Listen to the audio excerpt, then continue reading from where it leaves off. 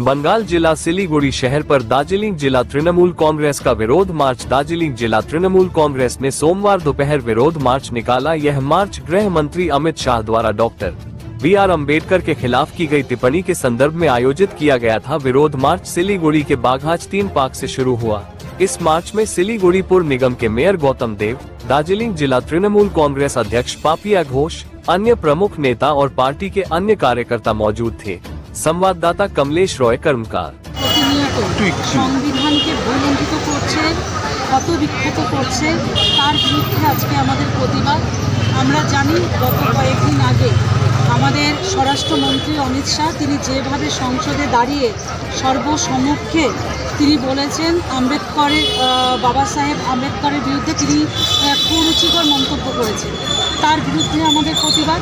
আমরা প্রতিনিয়তই দেখি তারা সবটা সময় তারা দলিত আদিবাসী তাদেরকে একেবারে অমর্যাদা করেন, তাদের বিরুদ্ধে নোংরা ভাষা ব্যবহার করেন। এটা তাদের একদম নিম্ন মানসিকতা বারবারই প্রকাশ পেয়েছে।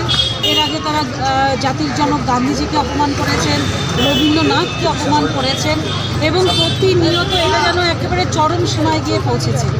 এবং সংবিধান প্রণেতা বাবা সাহেব আম্বেদকর, যার হাত ধরে আজকে ভারতবর্ষ এই ন্যায় শৃঙ্খলা ও সংবিধান প্রত্যেকটা বিষয়ের সৃষ্টি হয়েছে, যিনি সবসময় জাতি বিদ্বেষের বিরুদ্ধে কথা বলেছেন, লড়াই করেছেন, তাকে আজকে একেবারে ভুলুণ্ঠিত করা হলো, তাকে অপমান করা হলো।